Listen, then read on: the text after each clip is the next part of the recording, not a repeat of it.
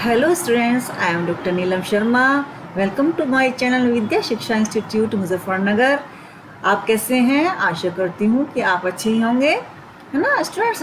पिछली सीरीज में मैंने आपको कराया था रिसर्च टूल्स में मैंने आपको रेटिंग स्केल कराया था, है ना। आज मैं आपको करा रही हूँ एटीट्यूड स्केल। ये भी आपके जो है आपके जो एमएड लेवल का, बीएड लेवल का, एमए लेवल का और पीएचडी लेवल का ये टॉपिक है जो आपका सभी जगह काम आएगा। तो स्टूडेंट्स पढ़ते हैं attitude scale.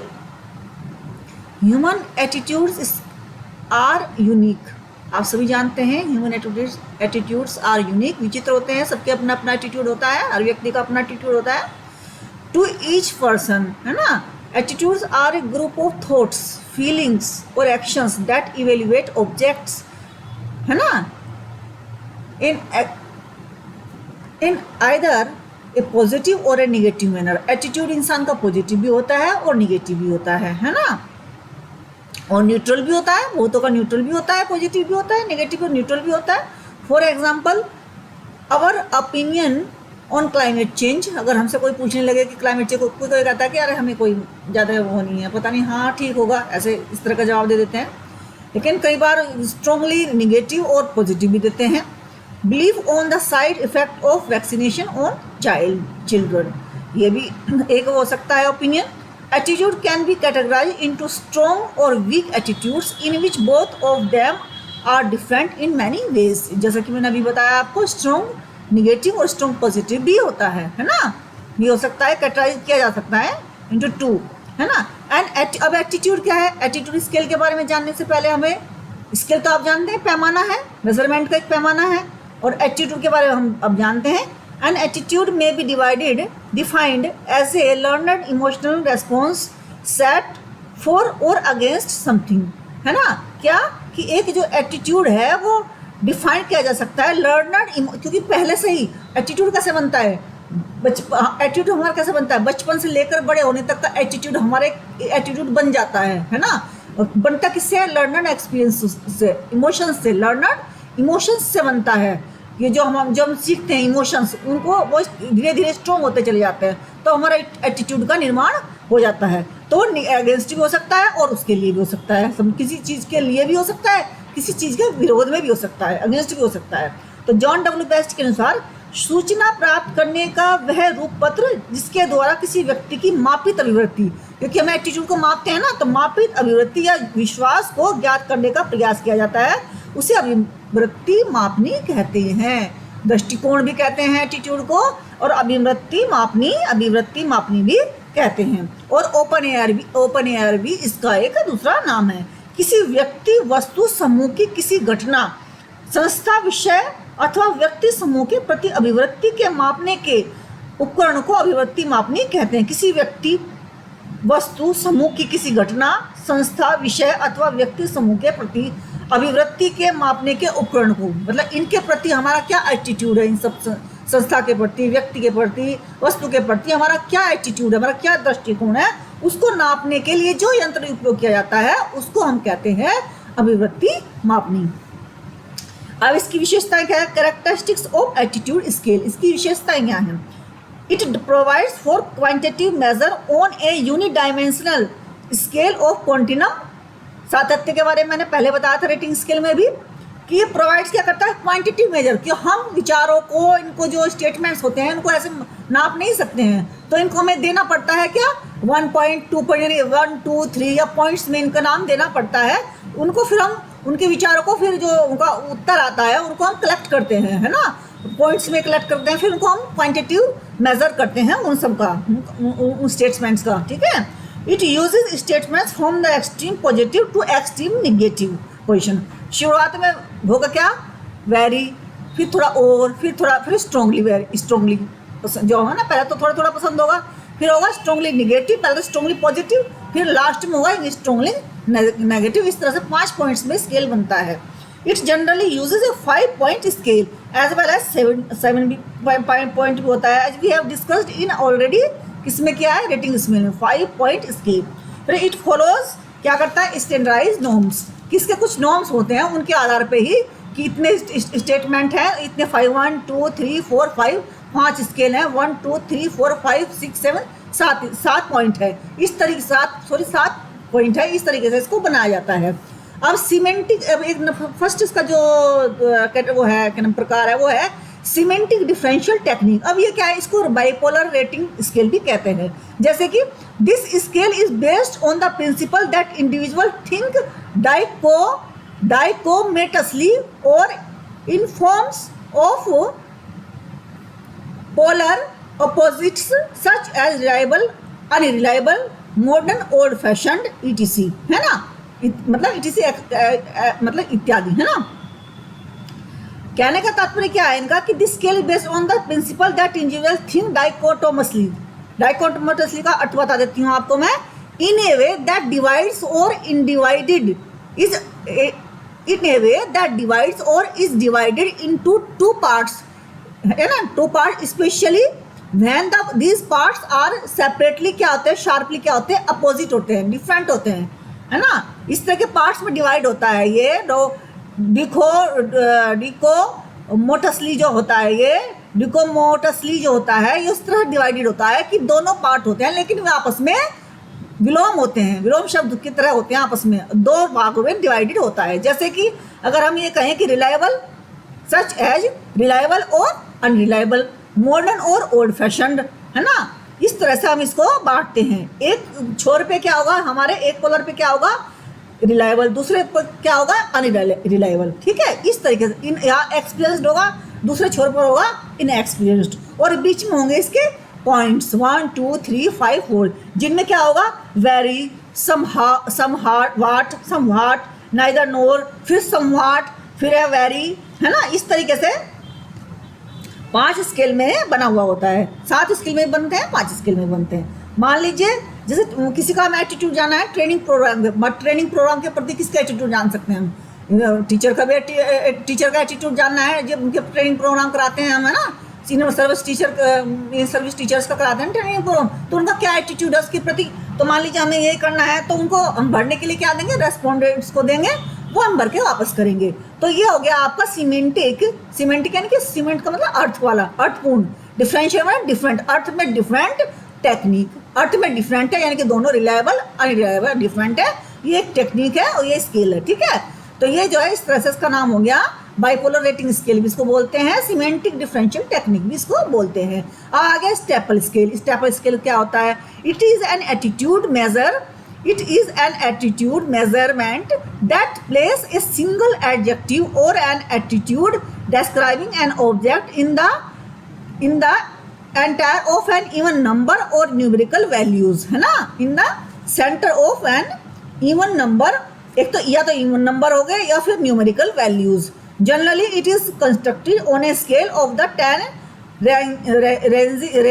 Ranging from -5 to +10 without a neutral point, इसमें कोई भी न्यूट्रल पॉइंट नहीं होता। ये किस तरह से डिवाइडेड होते हैं, this scale is used for the researcher to understand the positive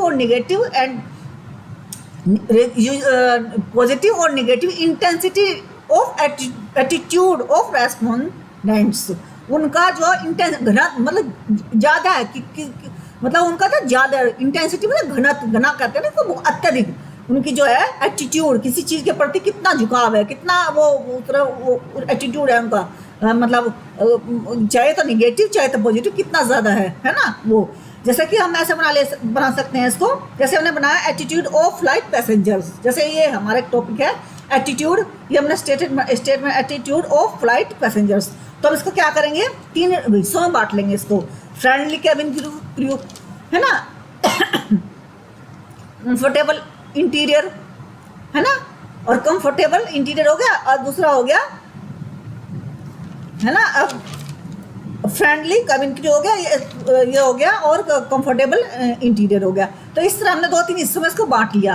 तो अब हम इसको रेटिंग कैसे देंगे, अब रेटिंग कैसे देंगे हम कि जो मतलब कि उसका जो कंफर्टेबल इंटीरियर है तो उसमें बोलेंगे पॉजिटिव, तो कंफर्टेबल इंटीरियर है पॉजिटिव पे एक निशान लगा लिया, मान लिया पॉजिटिव 5 पे निशान लगा दिया। ऐसे होता है 5 4 3 2 1 डिग्रीज लेवल में होते हैं ना, नीचे की तरफ होते हैं 5 4 3 2 1। तो हमें अच्छा है, कंफर्टेबल महसूस हो रहा है फ्लाइट पैसेंजर को एरोप्लेन में, तो क्या करेंगे 4 पे निशान लगा लेते हैं, 4 पॉजिटिव, तो हम लिख देंगे उसमें अपने कि 4 पॉजिटिव है, उसको अंकन कर लेंगे 4 आपका, है ना। तो इस तरीके से हम इसको बनाते हैं। और जो पसंद नहीं है, मान लीजिए पसंद नहीं है उनको उसका, तो हम करते हैं निगेटिव में, है ना। इसको करें जैसे अनकंफर्टेबल इंटीरियर, इसमें निगेटिव नहीं होता, ये पॉजिटिव ही होता है, ये निगेटिव नहीं होता, ये पॉजिटिव ही होता है। जैसे फ्रेंडली कैबिन क्रू है, तो इसको क्या बोलेंगे 5, जैसे 5 2 3, जैसे 5 4 3 2 1 है, तो हम मान लीजिए हमें पसंद नहीं है ना, तो उसको ऊपर नहीं लिखा हुआ, ऊपर तो फ्रेंडली कैबिन क्रू लिखा हुआ है, लेकिन हम इसको -3 देंगे, तो इसका मतलब हमारा निगेटिव उत्तर है कि हमें पसंद नहीं है। ठीक है, अब आ जाती है थर्स्टन स्केल, 1928 में बनाया गया था, और थर्स्टन का पूरा नाम है लियोन थर्स्टन, है ना। इसको एक और नाम से पुकारा गया है, method of equal appearing interval scale, है ना। क्यों कहा गया है ये भी बताएंगे अभी भी, है ना। फर्स्ट एटीट्यूड स्केल है to measure intensity of the attitude, ये भी पहला मेजर है जो इंटेंसिटी ऑफ इसका एटीट्यूड को नापता है।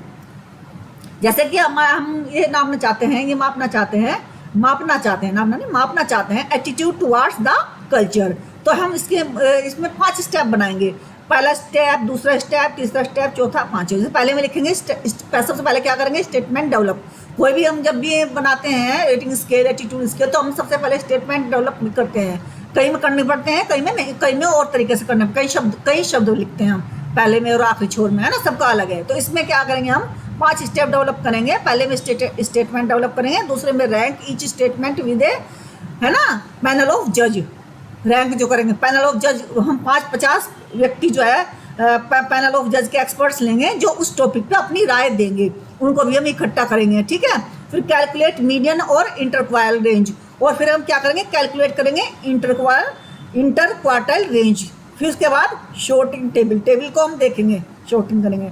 फिर सिलेक्टिंग फाइनल वेरिएबल और स्टेट, फिर हम अंत में क्या करेंगे सिलेक्टिंग फाइनल वेरिएबल सिलेक्ट करेंगे। ये 5 स्टेप हमें इसमें जरूर बनाने पड़ते हैं थर्स्टन स्केल में। तो कैसे बनाते हैं, जैसे मान लिया हमने 3 वो टेबल बनाई, हमने 1 2 3 लाइन बना ली हमने। तो जैसे कि जब जो एक्सपर्ट्स होते हैं, मान लीजिए 100 हमने स्टेटमेंट बनाए, उनमें से एक्सपर्ट ने नंबर 33 चुन लिया, मान लो नंबर 33 है स्टेटमेंट, तो उसमें क्या करेंगे मीन क्या आ गया, मान लीजिए 1 आ गया, और IQR आ गया, यानी कि इंटर क्वार्टर रेंज आ गई हमारी 1.5। तो इस तरह से हम इसको निकालते हैं। हम इसको बनाते कैसे हैं, आप कैसे सेलेक्ट करते हैं, है ना, वेरिएबल जो फाइनल वेरिएबल होगा उसको तो सेलेक्ट करेंगे, लेकिन उसको सेलेक्ट कैसे करेंगे, हम क्या करेंगे 1 2 3 4 5 6 7 8 9 10 11 ये बना लेंगे। हम इनको एक पूरा वो बना लेंगे, जैसे ताश के पत्तों को बनाते हैं ना, मतलब इस तरह से पाई इकट्ठी कर लेंगे यार, या हम पैसे भी इकट्ठे करते हैं, मतलब इस तरह से इकट्ठे कर लेंगे बहुत सारे, मतलब थोड़े निकाल के रख लेंगे, है ना। उनके स्टेटमेंट जो मतलब जिनको जजेस को हमने दिए हैं स्टेटमेंट, मतलब जो दिए हैं उनको राइट करने के लिए, जो उन्हें पसंद है वो भरने के लिए, उन पे वो इकट्ठा कर देंगे और उन 11 में डाल देंगे। वो डालेंगे कैसे, जैसे 1 2 3 सब में रख देंगे। अब हमें सिलेक्ट कैसे करना, उन्होंने 11 जगह मान लिया 110 स्टेटमेंट है, 11 जगह बांट दिए, तो बांट दिए उन्होंने। अब उनको सिलेक्ट कैसे करना है, हम सिलेक्ट करेंगे हम। अब ये बात आएगी आपकी क्यों method of equal appearing interval scale, और इसलिए इसको कहा गया है इक्वल अपियरिंग इंटरवल स्केल, क्योंकि हमें इक्वल यानी कि 1 3 के बीच में 2 है, तो इसको हम ले लेंगे, यहाँ ये वाला ले लेंगे। फिर है 3 5 के बीच में क्या, 3 5 के बीच में क्या गया 4 ले लेंगे, 5 7 के बीच में आ गया 6 ले लेंगे, 7 9 के बीच में क्या गया 8 ले लेंगे, और 9 11 के बीच में गया 10 ले लेंगे। इस तरह से ऐसे भी ले सकते हैं और ऐसे भी ले सकते हैं। 1 2 4 के बीच में क्या आ गया 3, है ना, 5 के उसमें 4 5 7 के बीच में क्या गया 6, इस तरह से ले सकते हैं। यानी कि हमें इक्वल इंटरवल रखना है, जो भी हम सिलेक्ट करने हैं स्टेटमेंट उसमें हमें इक्वल इंटरवल रखना है। अब इसमें एक शब्द आया इंटर क्वार्टाइल रेंज कैसे निकालते हैं। जैसे कि हमारे पास डेटा आ गया 45 47 52 58 55 56 58 52 ये इस तरह से 55 58 62 80 इस तरह से हमारे पास एक डेटा आ गया। अब डेटा में से हमें जो है क्वार्टर रेंज निकालनी, तो हम कैसे निकालेंगे, हम क्या करेंगे कि जो इसका ये है क्या नाम लोअर हाफ लेंगे और क्या नाम अपर हाफ लेंगे। लोअर हाफ और अपर हाफ लेके कैसे करेंगे, जैसे इसमें से हमने बीच वाला ले लिया, इसमें से क्या करें बीच का इकट्ठा करते हैं। जैसे 45 और 47 के बीच में 52 है, इसको ले लेंगे और 55 को छोड़ देंगे। ठीक है, ऐसे ही इन दो को छोड़ के इनमें 58 है बीच में अपर क्वार्टर में, अपर मतलब उसमें हाफ में, तो वहाँ से 58 लेंगे और फिर 58 को क्वार्टर, इसका जो वो है फॉर्मूला है क्वार्टाइली 3 माइनस क्वार्टाइल 1, तो इसको क्या करेंगे हम इसमें माइनस कर देंगे, तो ये निकल जाएगा 58 माइनस 52 बराबर 6 आ जाएगी हमारी इंटर क्वार्टाइल रेंज आ जाएगी हमारी 6। तो इस प्रकार से हम 6 चुन लेंगे। जब ये बना लिया ना हमने पूरे जो 1 2 3 4 5, तो इस तरह 6 हम इसका हमारा इंटर क्वार्टर रेंज हो जाएगी हमारी 6। तो ये तो हो गया हमारा स्टूडेंट्स ऐसे सेलेक्ट करने का, इनके जो हमारे जो फाइनल मतलब सेलेक्ट कहना सेलेक्ट फाइनल वेरिएबल, ये फाइनल वेरिएबल हमने सेलेक्ट कर लिया 6। तो इस तरह से तो ये हमने कर लिया थर्स्टन का जो है स्केल। अब आ जाता है गटमैन। एक गटमैन स्केल क्या होता है, एक Guttmann scale presents a series of items statements to a respondent to which he has to mark agree, yes और disagree, है ना, या फिर yes no या agree disagree। it typically follows of yes or no। ये क्या करता है टिपिकली फॉलो क्या करता है yes और no को, बस केवल 2 ही ऑप्शन दिए गए हैं। हमने जो स्टेटमेंट बनाए हैं केवल इनको 2 ही ऑप्शन दिए गए हैं। जैसे कि हम ये कहते हैं कि इसको क्या कहा जाता है, क्यूमुलेटिव भी कहा जाता है, स्कोलोग्राम भी कहा जाता है, एनालिसिस भी कहा जाता है, और उसका डेवलपमेंट हुआ था 1944 में। Guttmann scale is a deterministic और ए प्रोबेबिलिस्टिक इन नेचर। ठीक है, क्यों है डिटर्मिनिस्टिक क्यों है, अब इसका पता लग जाएगा आपको। अब देखिए, जैसे मैं इसको एग्जाम्पल बताती हूँ। How will you rate your opinion on the following statement about immigrants. Immigrants मतलब प्रवासियों के बारे में तुम्हारी क्या राय है। Do you mind if in your neighborhood lives a immigrant? तो yes या no, तो उसमें या उत्तर देगा yes या देगा no, तो अधिकतर yes ही देंगे। डू यू जो लगता है कि संभावित उत्तर है, क्योंकि अक्सर व्यक्ति जनरली ज़्यादा व्यक्ति उसी उत्तर को देते हैं, तो वो माना जाता है प्रोबेबिलिटी या डिटर्मिनिस्टिक, है ना, deterministic. Do you mind immigrants being citizen of your country, तो हर आदमी कह देगा हाँ भाई प्रवासी को भी यहाँ रहना चाहिए, यहाँ पे हम कोई माइंड नहीं करेंगे, अगर रहता भी है तो हमें तो कोई फर्क नहीं पड़ता बोलेंगे। तो इसमें यस नो के द्वारा उत्तर दे सकते हैं। Would you mind living next door to an immigrants, अगर ये है तब भी कहेंगे हाँ कोई बात नहीं, अगर हमारे पड़ोस में कोई बराबर में कोई रहता है हमें तो कोई दिक्कत नहीं है।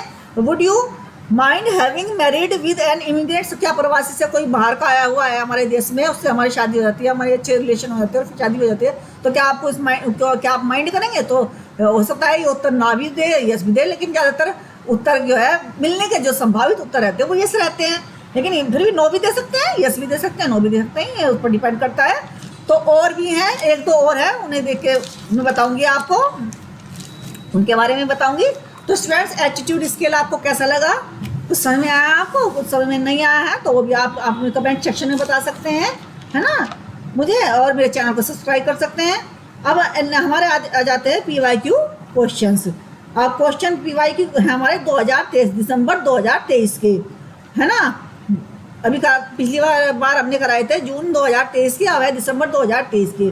तो the advantage of digital library as compare to traditional library, बड़ा सुंदर सा क्वेश्चन है, बड़ा ईजी सा क्वेश्चन है कि परंपरागत पुस्तकालयों की तुलना में डिजिटल पुस्तकालय के लाभ क्या हैं। Effective use of technology, difficult cataloguing, accessible any time anywhere, easily linked to other resources, a resource can be simultaneously used by multiple users.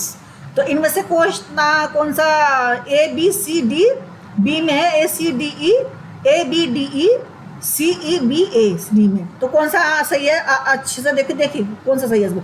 Effective use of technology, जब हम डिजिटल लाइब्रेरी का use करते हैं तो सबसे पहले effective use of technology होती है इसमें। फिर है एक्सेसिबल एंड, कहीं भी हम यूज़ कर सकते हैं इसको, जैसे मैं पढ़ा रही हूँ आपको। Easily linked to other sources, other source से हम लिंक कर सकते हैं, मोबाइल से लैपटॉप को कर लो, लैपटॉप से मोबाइल को कर लो, या किसी और चीज़ से कर लो, ठीक है। Research can be simultaneously used by multiple user, बहुत सारे यूजर्स यूज कर सकते हैं। तो जो इसमें जो आंसर रॉन्ग है आपका वो है बी, डिफिकल्ट कैटलॉग बनाने में कठिनाई। ये इसमें अजीब सा दे रखा है, ठीक है। तो चारों ऑप्शन सही हैं, एक ही गलत है इसमें। Which of the following are associated with Rousseau, निम्न में से कौन कौन रूसो के साथ संबंध किए जाते हैं? एमाइल या एमिल जिसको बोलते हैं, उनकी पुस्तक का नाम है रूसो की, social contract, back to nature, man is born as slave, E knowledge is based on reason only. यानी कि पहला है एमिल, दूसरा है सोशल कॉन्ट्रैक्ट, सी है back to nature, man is born as slave, knowledge is based on reason only. इनमें से हमारा सही कौन सा? एमिल के साथ में सोशल कॉन्ट्रैक्ट भी इसी में ही है, बैक टू नेचर भी इसी पुस्तक के अंदर लिखा हुआ है। तो तीनों एक चीज से संबंधित है, तो आंसर हमारा सही क्या होगा? ए, बी और सी। ठीक है स्टूडेंट्स, ए, बी और सी हमारा आंसर सही है। अब है next question, question number 3। Professional norms of teacher education are developed by. Professional norms of teacher education किसके द्वारा डेवलप किए जाते हैं? एनसीटी के द्वारा डेवलप किए जाते हैं, इग्नू के द्वारा डेवलप किए जाते हैं, यूजीसी के द्वारा डेवलप किए जाते हैं, एनसीईआरटी के द्वारा डेवलप किया जाता है। तो स्टूडेंट इसका जो सही आंसर है वो एनसीटीई है ना, एनसीटीई है। क्यों है? क्योंकि national council for teacher education ही इसको डेवलप करती हैं, है ना। व्यावसायिक मानकों का विकास आदि कार्य यही करती हैं। Creativity emphasises more on testing of, है ना। सृजनात्मकता निम्न में से किसके परीक्षण पर अधिक बल देती है? सृजनात्मक जो होती है हमारी जो है क्या नाम टेस्टिंग, जब हम सृजनात्मक टेस्ट लेते हैं तो वो उसका मेन फोकस क्या होता है ना, क्या मेन फोकस होता है, किस टाइप की थिंकिंग को वो करना चाहते हैं टेस्ट वो? सिमिलर थिंकिंग, एक जैसी, है ना, प्रोग्रेसिव, कन्वर्जेंट या डाइवर्जेंट। तो स्टूडेंट इसका सही आंसर है divergent thinking. Given below are two statement, one is labelled as assertion and the other is labelled as reason. दो हैं, बौद्ध धर्म नास्तिक मत है, दूसरा है भारतीय दर्शन में आस्तिक नास्तिक वेदों के आस्था के बारे में। भारतीय दर्शन में आस्तिक नास्तिक वेदों में आस्था के बारे में है। तो ये दोनों आंसर बिल्कुल सही हैं, है ना। Both correct, R is correct explanation of R, ठीक है। तो ए सही है इसमें। नेक्स्ट क्वेश्चन है question number 6, which is a correct statement relating to the type of assessment. तो इनमें से टाइप ऑफ असेसमेंट कौन सा करेक्ट है? Criterion reference test is related to formative assessment, criterion reference test is related to summative assessment, norm reference test is related to formative assessment, norm reference test is related to summative assessment, summative assessment is terminal in nature, ठीक है। तो इसमें कौन सा answer सही है इसमें देखिए, criterion reference test is related to formative assessment, ये भी सही है। Norm reference test is related to summative assessment, ये भी सही है। नॉर्म रेफरेंस टेस्ट समेटिव भी होते हैं, फॉर्मेटिव भी होते हैं। और फिर summative assessment is terminal in nature, terminal होते हैं क्योंकि उस क्षेत्र के एंड में लिए जाते हैं, तो इसलिए ये समेटिव होते हैं नेचर में, ठीक है। अब है question number 7, according to Thurstone the primary factor in intelligence. ये क्वेश्चन को अब इसका आंसर इसमें दिया हुआ नहीं है। क्वेश्चन नंबर 8 देखते हैं हम, ठीक है। 6 हो गया, अब 8 देखते हैं, 7 को छोड़ देते हैं। विच of the following can not be associated with discipline. निम्न में से किसी अनुशासन से नहीं जोड़ा जा सकता? ऑथोरिटी को, पनिशमेंट को, रिवार्ड को, चाइल्ड सेंटर्डनेस को। ऑथोरिटी के पास भी ये होती है अनुशासन में रहना, ऑथोरिटी अनुशासन में रहना सिखाती है ना, ऑथोरिटी, है ना, कि अनुशासन में रहना चाहिए। भाई अनुशासन कैसे हो सकता है? रोड पे चलते हुए अनुशासन, कहीं भी जाते हैं वहाँ में अनुशासन का ध्यान रखना पड़ता है ना, तो ऑथोरिटीज का ध्यान रखती है ना। पनिशमेंट भी संबंधित है इससे, रिवॉर्ड भी संबंधित है, इससे संबंधित जो है वो जो नहीं है वो है चाइल्ड सेंटर्डनेस। फिर 9th क्वेश्चन ये है, what is the nature of educational research. शैक्षिक शोध की प्रकृति क्या है? Educational research is empirical nature, बिल्कुल सही। Education nature should be systematic, बिल्कुल सही। Educational and physical science research finding are measure in the same scale, गलत। Educational research should be valid, बिल्कुल सही। Educational research should be reliable, बिल्कुल सही। तो ये इसका जो आंसर है वो है ए, बी, डी, ई। ये चारों ऑप्शन इसके सही है, सी को काट दो, बाकी चारों क्वेश्चन है, चारों ऑप्शन इसमें सही हैं। 10th क्वेश्चन है स्टूडेंट्स, अधिगमकर्ता के विविध कार्य के संकलन का प्रयोजन उनके कार्य निष्पादन का अभिलेख करना है और इसे पोर्टफोलियो का एक रूप, पोर्टफोलियो मैंने पढ़ा रखा है आपको, पहले वीडियोस में देखेगा आप, विद्या शिक्षा इंस्टीट्यूट ऑफ एजुकेशनल, है ना, विद्या शिक्षा इंस्टीट्यूट में नाम से डाल के आप वीडियो देखिए, खंगालिए, उनमें मिलेगा आपको। तो उसमें पोर्टफोलियो भी मैंने पढ़ाया हुआ है आपको, आप देखना। तो एक तो ये हो गया, फिर है पोर्टफोलियो अधिगमकर्ता के कार्य निष्पादन आकलन का आवश्यक अंग है। तो ठीक है, ये पोर्टफोलियो अधिगमकर्ता के कार्य निष्पादन का यानी कि अचीवमेंट टेस्ट का ये वो नहीं है पोर्टफोलियो, ठीक है। तो इसमें से जो आंसर सही है, पहला तो सत्य है, दूसरा असत्य है, यानी कि पहला है ना सत्य है लेकिन दूसरा असत्य है। ये जरूरी नहीं है कि वो आवश्यक अंग हो, है ना, आपके असेसमेंट का, अचीवमेंट मतलब जो है कार्य निष्पादन आकलन का आवश्यक अंग हो, ये जरूरी नहीं है पोर्टफोलियो हो। लेकिन हाँ, इसमें आपका लेखा जोखा जरूर होता है, ये बिल्कुल सही है। तो स्टूडेंट्स, आज के लिए बस इतना ही, और आज का सेशन यही समाप्त करते हैं। मिलते हैं नेक्स्ट सेशन में। हमारे पास अब नई, मैंने 2 शब्द आए हैं इसमें, क्राइटेरियन, आप इसमें 2 शब्द आए हैं वो आपको दिखाती हूँ मैं, वो करने हैं हमें। क्राइटेरियन रेफरेंस टेस्ट क्या होता है, नॉर्म रेफरेंस टेस्ट क्या होता है, और हमें पढ़ना है पहले उसमें जो क्वेश्चंस में ये आए थे, रेशियो, नॉमिनल, इंटरवल, ऑर्डिनल। तो पहले हम सबसे पहले करेंगे, नेक्स्ट यानी कि कल हम करेंगे क्राइटेरियन रेफरेंस टेस्ट और नॉर्म रेफरेंस टेस्ट क्या होते हैं, इनकी क्या परिभाषा है और इनमें क्या अंतर है दोनों में, ये हम देखेंगे कल के सेशन में।